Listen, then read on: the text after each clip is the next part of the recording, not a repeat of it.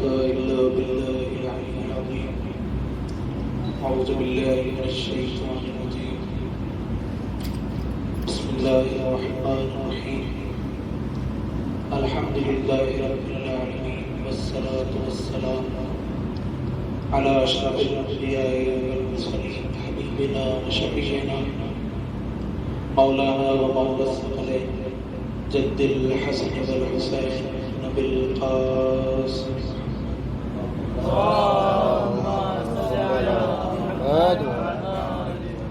أما بعد فقد قال الله تعالى في كتابه المجيد وهو أصدق القائلين وقال والحق. بسم الله الرحمن الرحيم. إنا لله وإنا إليه راجعون. صلوات محمد وآل محمد. اللهم صل على محمد وآل محمد.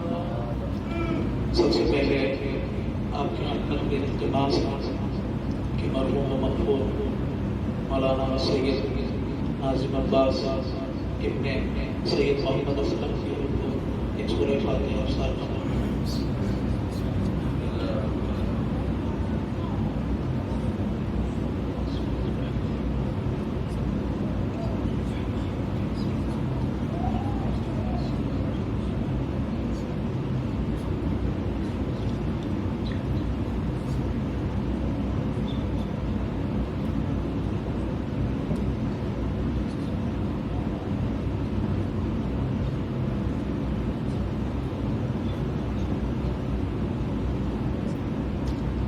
صلوات محمد علی محمد.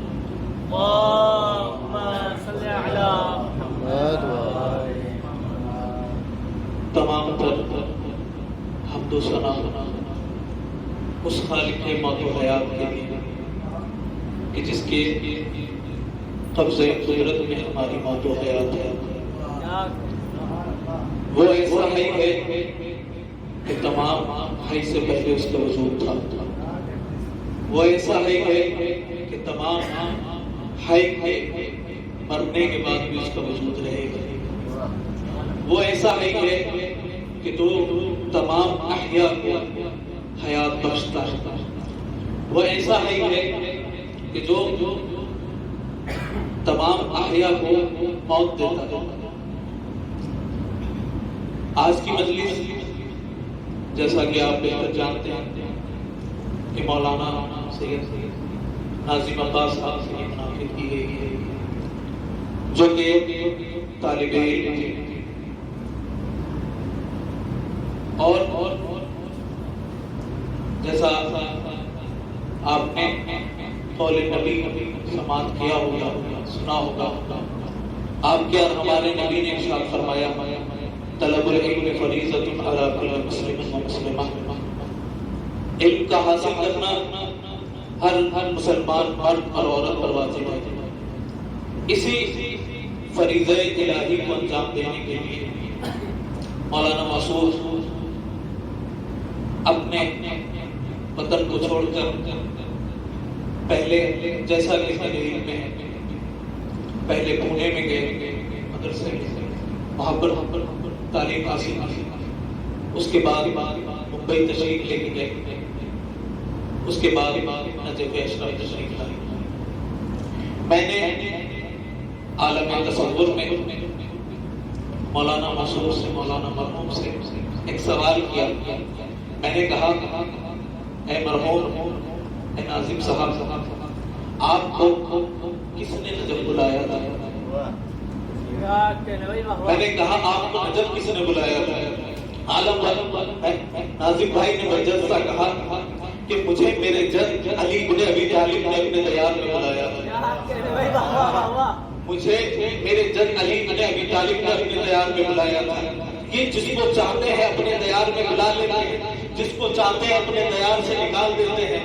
یہ جس کو چاہتے ہیں وہی اس دیار میں آ سکتا ہے. یہ جس کو نہیں چاہتے وہ نہیں آتا. اب جو چاہے جیسے بھی چاہے کسی کو اگر اس نجف سے آنے سے روکے تو وہ روک نہیں سکتا اگر یہ چاہ جائے.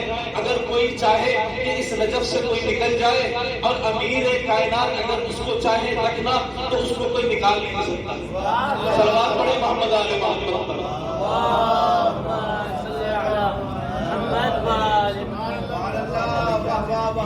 میں نے کہا اور کیا وجہ تھی آپ کے نجف آنے کی؟ کہا میرے نبی کا قول مجھے نجف تک لے آئے. میں نے کہا کون سا قول؟ کہا کہ میرے نبی نے ارشاد فرمایا ہے انا مدینۃ العلم وعلی بابھا. کیا کہنے بھائی واہ انا مدینۃ العلم وعلی بابھا. میں حقیقی علم کی تلاش میں ہندوستان کے مدارس میں بھٹک رہا تھا. میرے دل نے چاہا جب اس حدیث کو سنا میں حق کا تلاشی تھا, میں حقیقی علم چاہتا تھا اور حقیقی دروازے سے جانا چاہتا تھا, حقیقی دروازے سے جانا چاہتا تھا. اسی لیے میں نے تمام دروازوں کو چھوڑ کر, تمام مدارس کو چھوڑ کر باب العلم کی بارگاہ میں آ گیا. کیوں؟ اس لیے کہ مجھے شہر علم تک جانا تھا تو میرے لیے ضروری تھا کہ باب العلم سے داخل ہوں. سلام پڑھے محمد آل محمد.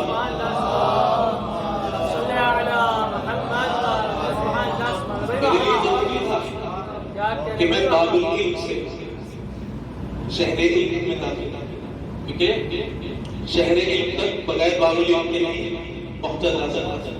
میں نے کہا خوشا نصیب آپ کے آرام جیسے افراد تھے کہ جو علی کے بلانے پر نجف آتے ہیں, جو علی کے دیار میں رہتے ہیں اور جن کا رہنا علی کو اتنا پسند آتا ہے کہ ان کو ہمیشہ کے لیے رکھ لیتے ہیں, اپنے جوار میں جگہ عنایت فرما دیتے ہیں. سلوات پڑھے محمد آل محمد.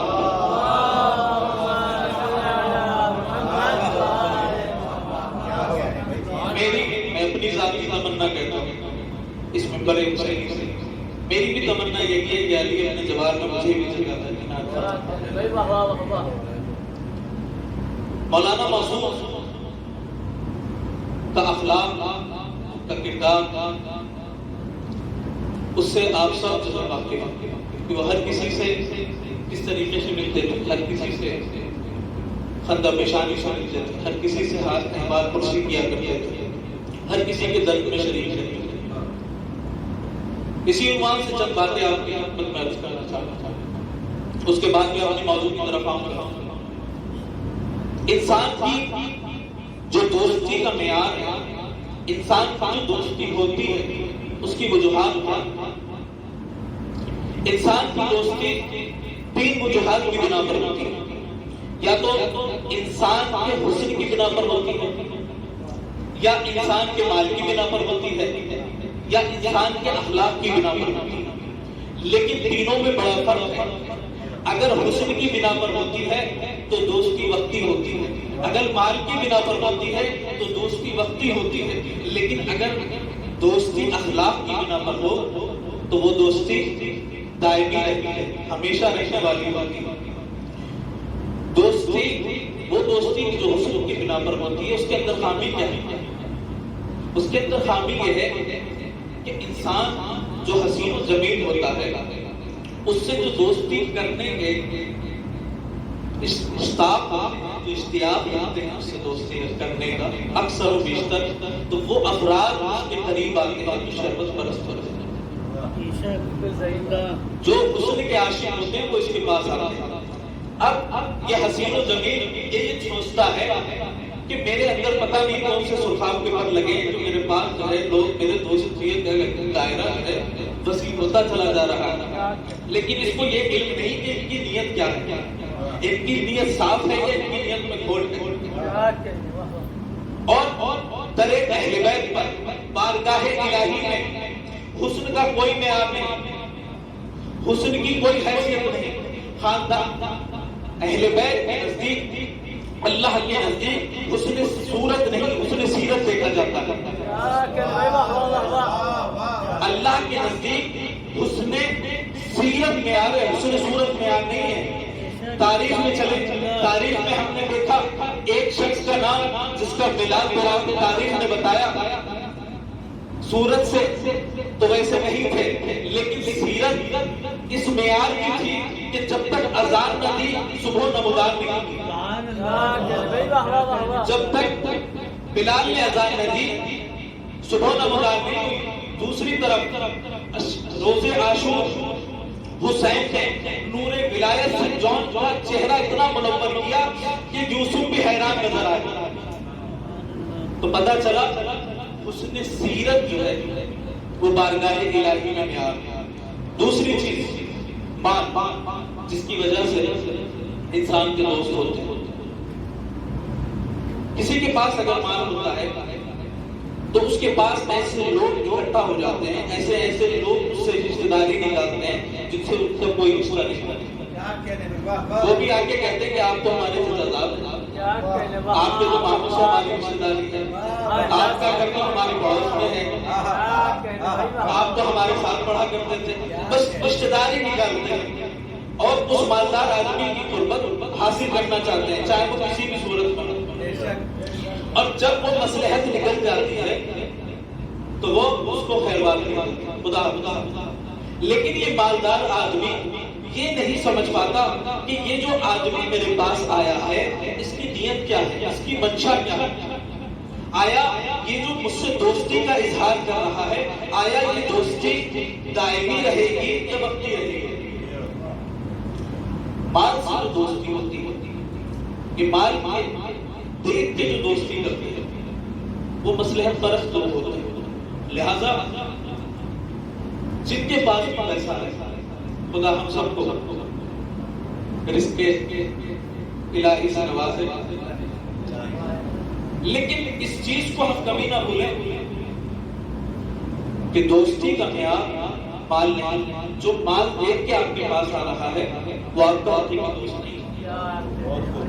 دوسری طرف کیا ہے تیسری چیز جو میں نے بیان کیا، تیسری چیز جو ہے جو سے دوستی ہوتی ہے وہ ہے انسان کا اخلاق. انسان کا اخلاق ایسے دوست بناتا ہے جو انسان کی زندگی میں بھی رہتے ہیں، انسان کے مرنے کے بعد بھی رہتے ہیں. اور اس کی دلیل آج کی مجلس ہے، اس کی دلیل آج کی مجلس ہے. ناظم صاحب ہمارے درمیان نہیں ہیں، ناظم صاحب نے ہمیں کوئی مالی امداد ظاہر نہیں کی، نہ ہم ان کے حسن سے مرغوب تھے، ہم ان کے اخلاق سے مرغوب تھے، ہم ان کے اخلاق کے دوست تھے. جو آج ہم جمع ہو کر یہ بتا رہے ہیں کہ ناظم صاحب آپ کا اخلاق ایسا تھا کہ ہم ہمیشہ آپ کو یاد رکھیں گے. اور یہی نہیں کہ اس مدرسے میں مجلس ہو رہی ہے بلکہ پورے نجف میں ان کے لیے مجلس ہونا اس بات کی دلیل ہے کہ مرحوم کا اخلاق بہت اچھا تھا. اور ہمیں بھی اپنے اخلاق کو بنا کر چلنا چاہیے، تبھی ہمیں کوئی یاد کرے گا. یہ اخلاق جو تھا مرحوم کا وہ مرہون منت تھا. کس کے؟ اس اخلاق عظیم کے، اس خلق عظیم کے کہ جو 1400 سال پہلے اس دنیا سے چلا گیا. یہ تو مرحوم کا اخلاق ہے جو اتباع خلق عظیم کا نتیجہ ہے کہ لوگ اس کو یاد کر رہے ہیں. اب جو خلق عظیم پر فائز ہو، اب اس کے اخلاق کا نتیجہ دیکھیں کہ لوگ اس سے کیسے عشق کرتے ہیں. لوگ اس سے ایسے عشق کرتے ہیں کہ آپ نے تاریخ میں پڑھا ہوگا کہ جب نبی کے دندان شہید ہونے کا سنا تو نبی کے صحابی نے اپنے دانت کو شکست کر دیا. یہ ہے خلق عظیم سے عشق. اور دوسری طرف یہ کہ اخلاق انسان کے ایسے دوست بناتا ہے کہ اگر با اخلاق آدمی، وہ دوست کہ جو آپ کا اخلاق کی بنا پر بنا ہے، وہ اگر آپ کو دعوت دے اس کے لیے مرنے کے لیے بھی تو انسان کھنچا چلا آتا. اس کی ابرز مثال ہے کربلا میں حبیب. جیسے ہی حسین نے حبیب کو خط لکھا، کہا اے میرے دوست حبیب مجھے تمہاری ضرورت ہے کربلا میں. اب حبیب نے کچھ نہیں سوچا، اپنی بیوی کو چھوڑا، اپنے شہر کو چھوڑا اور حسین کے لیے کربلا میں آ گیا. صلوات پڑھیں محمد آل محمد پر.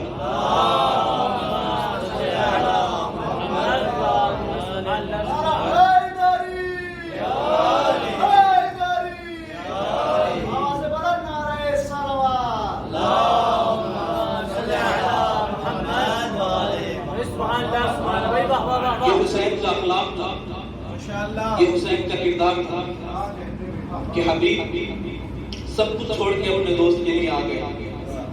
اور حبیب نے اپنے حبیب کی گود میں دم توڑا. یہ ہے اخلاق، یہ ہے کردار. میں ایک بات پیچھے چھوڑ چکا ہوں، ذرا اس کو بیان کروں۔ میں نے جس حدیث کو آپ کے سامنے پڑھا، انا مدینۃ العلم وعلی بابھا، جب یہ حدیث پڑھی جاتی ہے تو کچھ لوگ اپنی طرف سے اس کو کچھ جوڑنے کی کوشش کرتے ہیں اور ایک ناکام کوشش کرتے ہیں۔ کیا کہنے بھائی، واہ واہ واہ واہ، سبحان اللہ۔ کہتے ہیں فلاں اس کی اساس ہے، فلاں اس کی دیوار ہے، فلاں اس کی چھت ہے، واہ بھائی واہ۔ فلاں اس کی اساس ہے، فلاں اس کی دیوار ہے، فلاں اس کی چھت ہے۔ یہ ابو ہریرہ والوں کو تو بہکا سکتے ہیں، یہ زرارہ والوں کو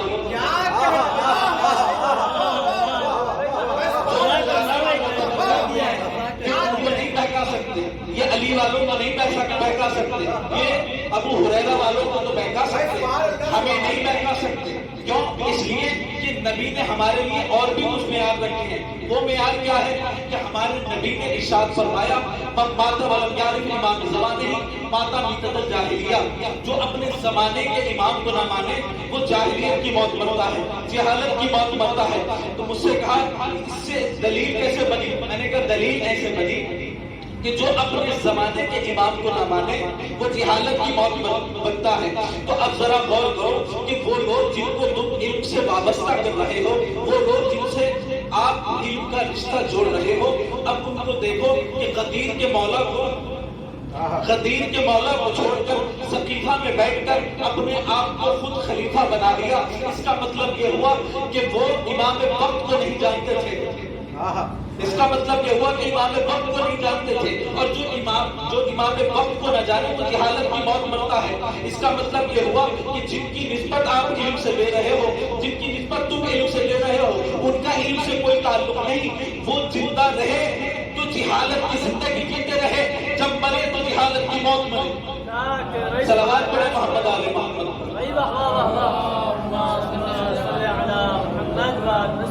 کیونکہ اپنے امام کو نہیں جانتے، اگر جانتے تو علی کی اتباع کرتے۔ اور دوسری طرف رضا صاحب ملاحظہ فرمائیں کہ علی علم کا باب ہے، تو علی کے اندر علم کا نور دکھتا ہے، اور ایسا نور دکھتا ہے کہ آج تک کائنات اس نور کے سائے میں، اس نور کے ذریعے فیضیاب ہو رہی ہے، جس کی ابرز مثال نہج البلاغہ، آپ کے مزایا اور آپ کا سلوکی کا دعویٰ کرنا ہے۔ اب جن کی نسبت علم سے دی ہے ان کے اندر علم کی چمک تو بہت دور کی بات ہے، علم کی رمق بھی نہیں پائی جاتی، ان کے اندر علم کی رمق بھی نہیں پائی جاتی۔ زندگی گزر کے سورہ بقرہ یاد نہیں ہو سکتی، کہنے کو یہ کہہ دیا حسبنا کتاب اللہ، لیکن قرآن کی تفسیر نہ کر سکے، قرآن کو سمجھ نہ سکے۔ یہ ہے معیار۔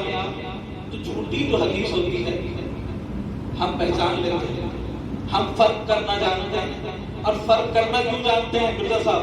ملاحظہ فرمائیں، فرق کرنا ہمیں کیوں آتا ہے؟ اس لیے آتا ہے کہ ہم حقیقی فاروق اعظم کو مانتے ہیں، ہم حقیقی فاروق اعظم کو مانتے ہیں، اس لیے ہم تو باطل میں فرق کی تمیز رکھتے ہیں۔ تم جھوٹے فاروق کو مانتے ہو، اس لیے تا قیامت تک بھی تم حق و باطل میں تمیز نہیں کر سکتے، بلکہ ہم کہہ دوں کہ تمہارے اوپر غدیر کے مولا کو چھوڑنے کا عذاب ہے، بابو العلم کو چھوڑنے کا عذاب ہے، کہ تم کبھی حق کو نہیں سمجھ سکتے، ہمیشہ باطل کی اتباع میں رہو گے۔ صلوات پڑھے محمد آل محمد۔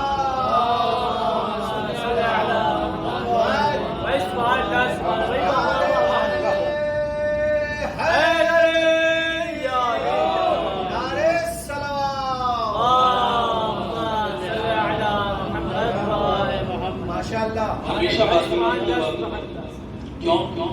کیونکہ فاروق کو مانا تو ہے لیکن جھوٹے فاروق کو مانا، اور ہم نے فاروق حقیقی کو مانا، اسی لیے اللہ نے ہمیں یہ ملکہ دیا ہے کہ ہم حق و باطل میں تمیز کر سکتے ہیں، تا قیامت تک کرتے رہیں۔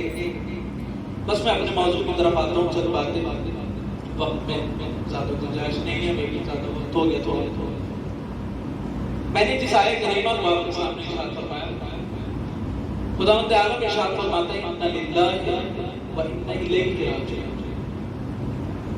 صاحبان علم فہم تشریف فرما اس سے بہتر جانتے ہیں کہ یہاں پر انا للہ، یہاں پر جو لام ہے وہ انجل صاحب ملکیت کا فائدہ دیتا ہے، یعنی جس کی ملکیت ہے۔ ہم یہ اقرار کر رہے ہیں انا للہ کہ ہم اللہ کے لیے ہیں، اللہ کی ملکیت۔ اب انسان کی فطرت دیکھیں کہ جو چیز اس کی ملکیت ہوتی ہے تو اس پہ ہر طریقے سے حق جماتا ہے۔ اگر کوئی اس کا غلام ہے، کوئی اس کا نوکر ہے تو 24 گھنٹے اس سے کام کرانے کی کوشش کرتا ہے، اس کو آرام نہیں دیتا اور اپنے آرام کے لیے اس کو بے آرام رکھتا ہے۔ یہ انسان کی فطرت ہے کہ جب اس کے اختیار میں کوئی آ جاتا ہے، جب وہ کسی کا مالک ہو جاتا ہے تو اس کو پس سمجھتا ہے، اس کو مختصر سی جزا دے کر، مختصر سے پیسے دے کر یہ سمجھ لیتا ہے کہ میں نے اس کو خرید لیا، میں اس کا مالک ہو گیا۔ میں اس حضرت انسان سے کہوں گا کہ تو اس بندے کا حقیقی مالک نہیں ہے، اس کا حقیقی مالک خداوند عالم ہے اور تیرا مالک بھی خداوند عالم ہے۔ تو جب حقیقی مالک کی بات آتی ہے تو تو یوں کہتا ہے کہ میں نماز کیوں پڑھوں، میں روزہ کیوں رکھوں، وہ بھی تو تیرا مالک ہے، وہ بھی تو تیرا خالق ہے۔ جب تیرے ماتحت کوئی آتا ہے تو تو اس پہ ہر حکم عائد کرتا ہے، لیکن اللہ نے جب تجھے حکم دیا تو کیا کہتا ہے کہ میں نماز کیوں پڑھوں، میں روزہ کیوں رکھوں، میں زکوٰۃ کیوں دوں، میں زکوٰۃ کیوں دوں۔ اور فکر کی بات یہ ہے کہ انسان کو یہ سوچنا چاہیے کہ اس میں اور اس کے خالق میں فرق کیا ہے۔ اس میں اور اس کے خالق میں فرق یہ ہے مرزا صاحب کہ فرق بہت زیادہ وسیع ہے، بہت زیادہ بڑا فرق۔ وہ کیا ہے؟ وہ یہ ہے کہ انسان جب کسی سے کام کراتا ہے تو اس کام کی مختصر سی اجرت دیتا ہے جو کہ اس کا حق ہوتا ہے اور اپنے فائدے کے لیے اس سے کام کراتا ہے۔ لیکن خداوند عالم کی وہ ذات ہے کہ وہ اگر کسی سے کام کراتی ہے تو وہ اس میں اس کا فائدہ نہیں ہوتا۔ اللہ کا کوئی فائدہ نہیں ہے تمہارے سجدوں سے، تم اس کے لیے سجدہ کرو نہ کرو اس کا کوئی فائدہ نہیں، تمہارے کرنے سے اس کا کوئی فائدہ نہیں، تمہارے نہ کرنے سے اس کا کوئی نقصان نہیں۔ تم اگر اس کی عبادت کرو گے تو وہ تمہیں جزا دے گا، اور تم اس کی عبادت نہیں کرو گے تو وہ تمہیں اس کی سزا دے گا۔ وہ بھی کس لیے؟ وہ بھی اس لیے کہ تم کامیاب ہو سکو، اس دنیا میں سمجھ سکو تو بات خداوند عالم نے جزا کے طور پر میں بہت تیزی سے جو اپنی بات کو مکمل کرنا چاہتا ہوں۔ خداوند عالم اگر غور کیا جائے دوسرا ترجمہ یہ کیا جاتا ہے انا للہ و انا الیہ راجعون، کہ ہم اللہ کی طرف سے آئے ہیں اور اسی کی طرف ہماری بازگشت ہے، اسی کی طرف بڑھتے ہیں۔ تو سوچنے کی بات یہ ہے کہ خداوند عالم نے اس دنیا میں جب ہمیں بھیجا تو ہمارے لیے کیا انتظامات کیے۔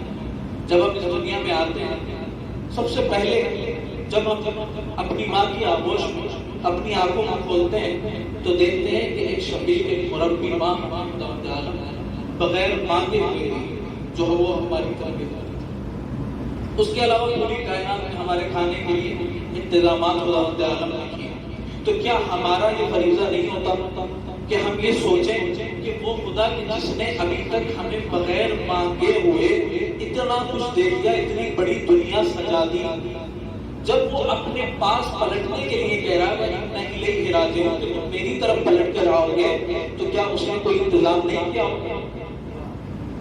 کیا اس نے کوئی انتظام نہیں کیا ہوگا؟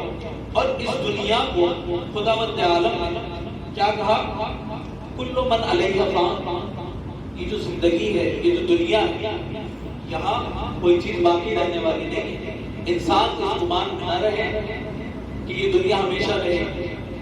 وہ شعر ہے، بہت اچھا شعر مجھے لگا کہ سامان 100 برس کا ہے، پل کی خبر نہیں، آگاہ اپنی موت سے کوئی بشیر.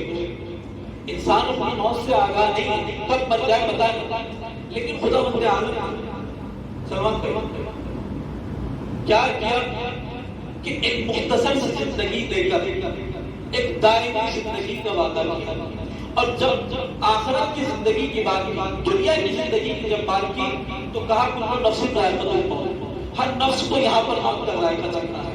لیکن جب آخرت کی بات آئی تو وہاں کہا ہم فیہا خالدون، چاہے وہ جہنم ہو چاہے وہ جنت ہو. یہ ہمارے اور آپ کے اعمال ہیں جو ہمیں یا تو ہمیشہ جنت میں رکھیں گے یا ہمیشہ دوزخ میں. یہ ہمارے اعمال ہیں. تو اس دنیا میں ہمیں یہ سمجھنا ضروری ہے کہ ہم کس طرف جا رہے ہیں.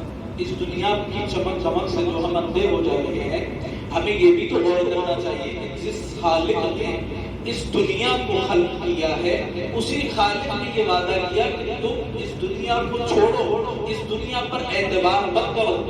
میں کہہ رہا ہوں میں تمہیں، اگر تم اچھے اعمال کرو گے تو میں تمہیں جنت دوں گا.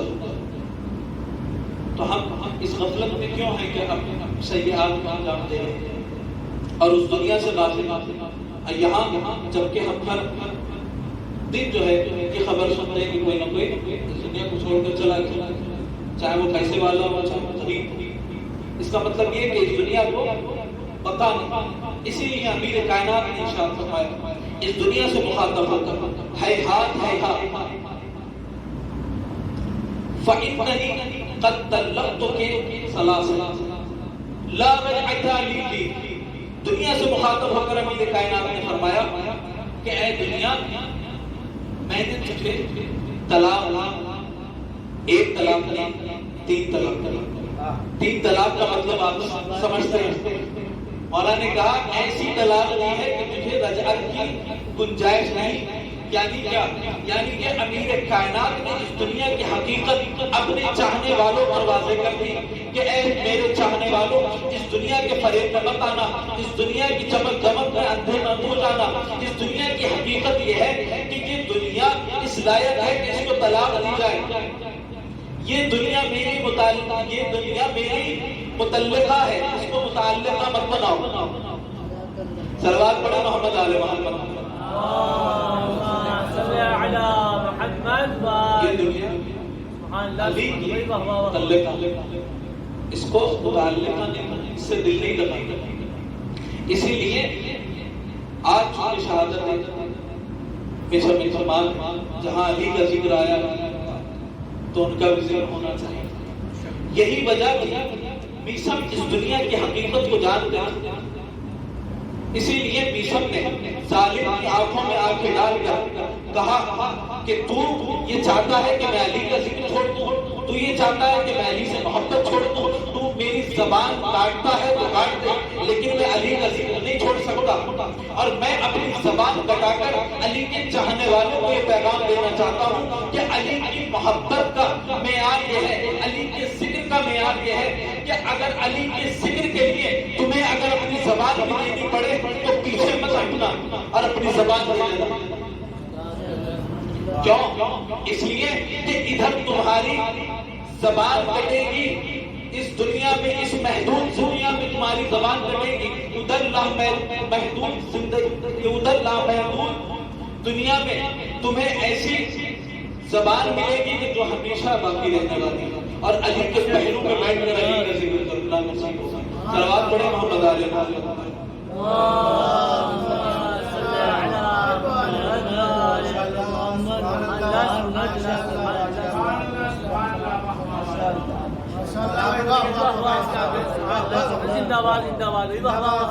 یہ ہے دنیا کی حقیقت جس کی چمک دمک میں ہم اندھے ہو چکے. بس آخری بات اس کے بعد رفتے مسائل. مرزا صاحب، اس دنیا کے جو انسان اس دنیا کو باقی سمجھ کے 100 برس کا سامان کر رہا ہے، اس دنیا کو اپنے قبضے میں کرنا چاہ رہا ہے، لیکن انسان یہ بھول چکا ہے کہ یہ دنیا کس کے صدقے میں خلق ہوئی، کس کے صدقے میں خلق ہوئی ہے۔ قسم ہے آل محمد کی عظمت کی کہ یہ دنیا اگر حکومت کے لائق ہوتی، اگر رہنے کے لائق ہوتی، تو آل محمد اس دنیا میں سب سے زیادہ رہنے کا مستحق ہے، اور وہی اس دنیا میں حکومت کرتے۔ کیوں؟ اس لیے جیسا کہ آپ حدیث نساء میں پڑھتے رہتے ہیں، انی ما خلقت السماء مبنیہ ولا ارضا مدحیہ ولا قمرا منیرا ولا شمسا مضیہ ولا فلک یدور ولا بحر یجری ولا فلک یسری الا فی محبت هؤلاء الخمسة الذین هم تحت الحصا۔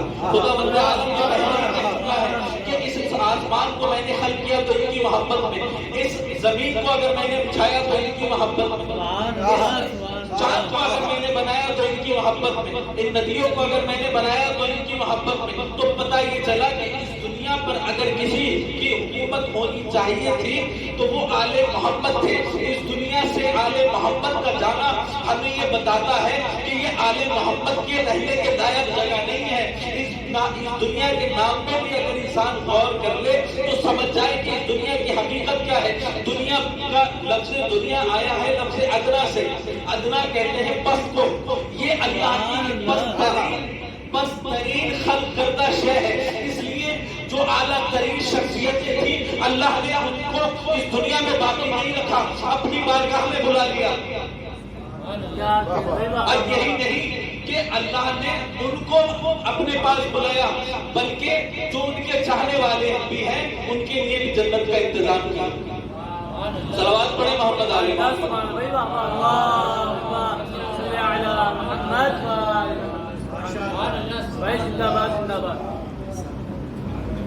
یہ دنیا پست ہے،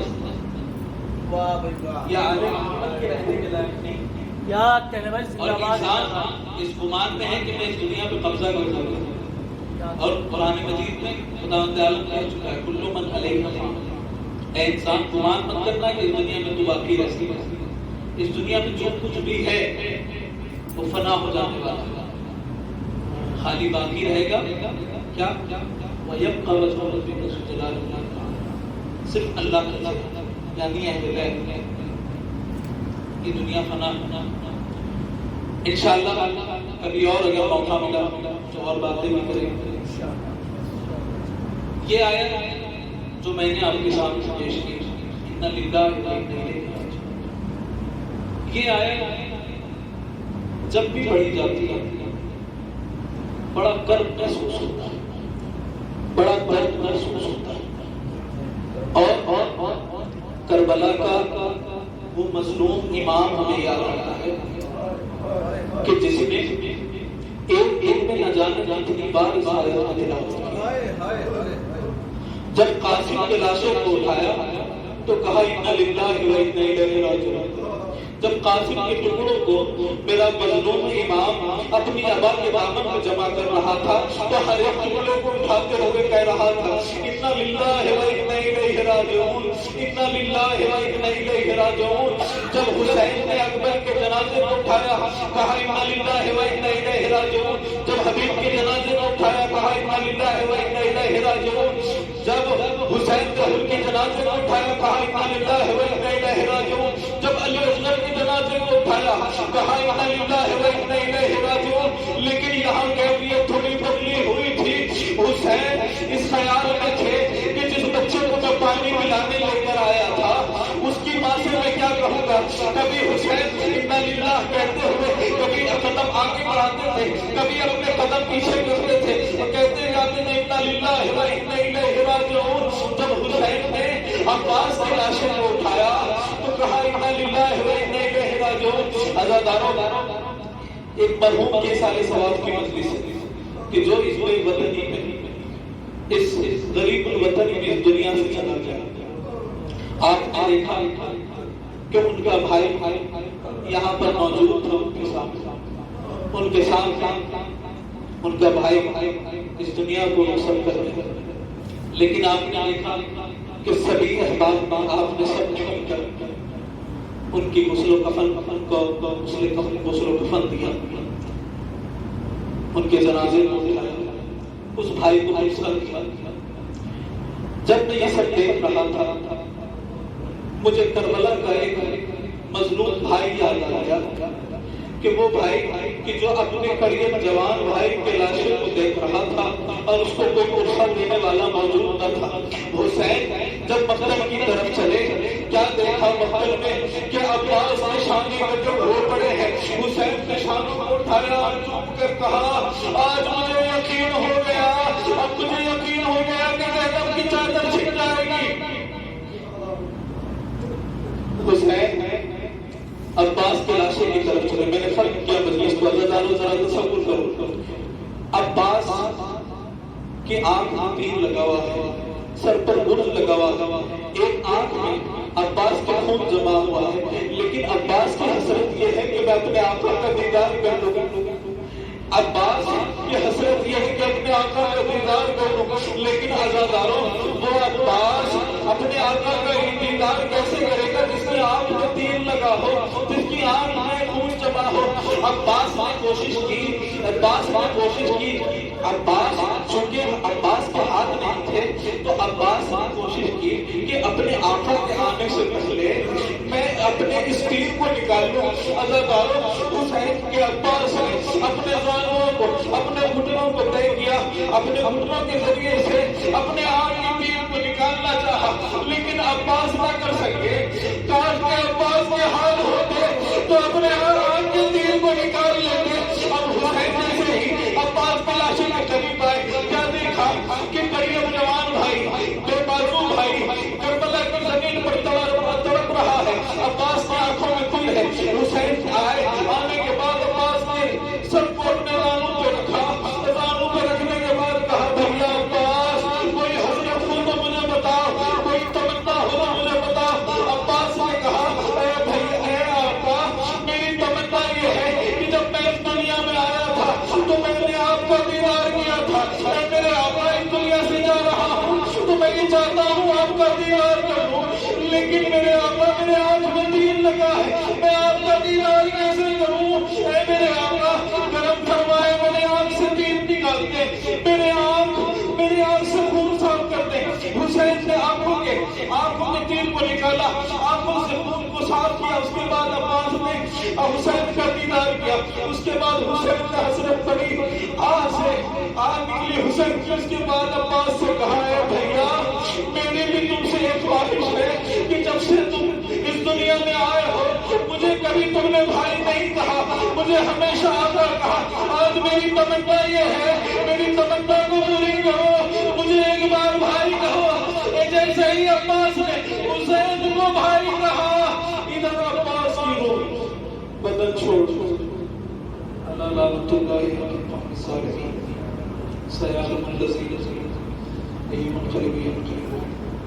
بارے ہماری